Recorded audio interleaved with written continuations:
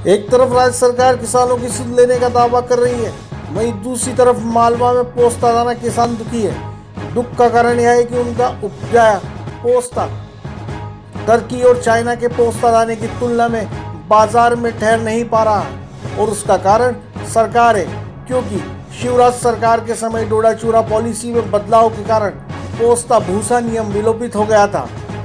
उसी नियम के उपनियम में पोस्ता दाना छनाई का लाइसेंस देने का प्रावधान था।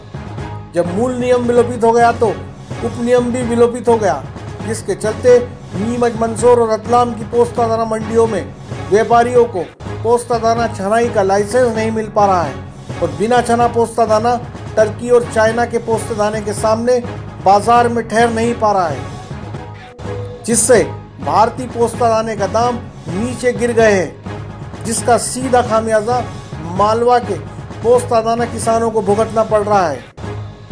और यदि व्यापारी बिना लाइसेंस के पोस्ता दाना छाने तो उन्हें जेल जाने का खतरा सता रहा है। ऐसे में कमलनाथ सरकार को भारतीय पोस्ता दाना किसानों के हक में फैसला लेना चाहिए।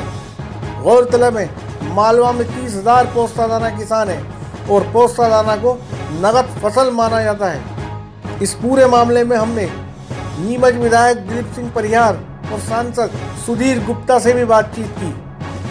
टर्की के पोस्ते से अपने भारत के पोस्ते का भाव कम है। टर्की के पोस्ते पे बैन लगना चाहिए, और टर्की के पोस्ते से साफ आते हैं, अपने पोस्ते साफ नहीं है।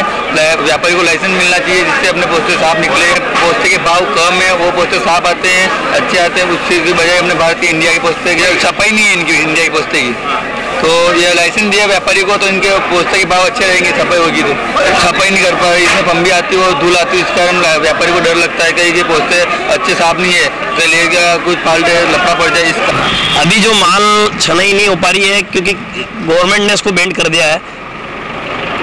अपने डोडा चूरा को बैंड करने के बाद इसका अंदर जो NDPS एक्ट में लिया जाता है, इसका अंदर से काला दाना निकलता है और धुलापाली निकलती है, जो कि उसके अंदर इतना ड्रग्स नहीं है, फिर भी इसको एक्ट में ले रखा है इन्होंने। यहाँ की सरकार ने, बीजेपी सरकार ने ले रखा था, और उससे सब जनों को परेशानी हुई। किसान भी परेशान है, व्यापारी भी परेशान है।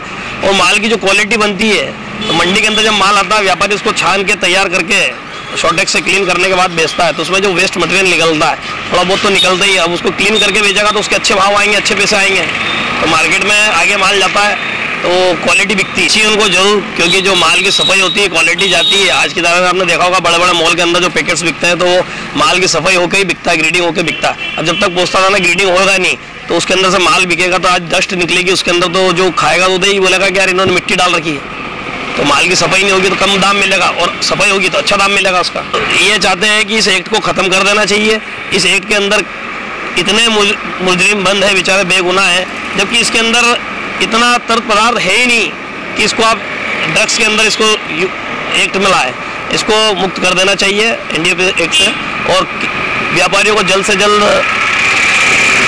ये लाइसेंस जारी। पोस्ता दाना और पोस्ता अफीम पैदावार केंद्रीय गवर्नमेंट का मामला है, और यहाँ मंडी में जो लाइसेंस मिलते थे उनको लेकर हमने माननीय वित्त मंत्री जी और मुख्यमंत्री जी का ध्यान आकर्षित किया था। समय समय पर जो मांग उन लोगों ने रखी है, मैंने वहाँ विधानसभा में भी रखी है और अन्य मंत्रीगणों को भी अवगत कराया। जैसा भी व्यापारी समय पर अवगत कराएंगे, वापस विधानसभा चलेगी, हम उनकी बात को वहाँ रखेंगे, उनकी सुविधा उपलब्ध कराएंगे। Bureau report, voice of MP।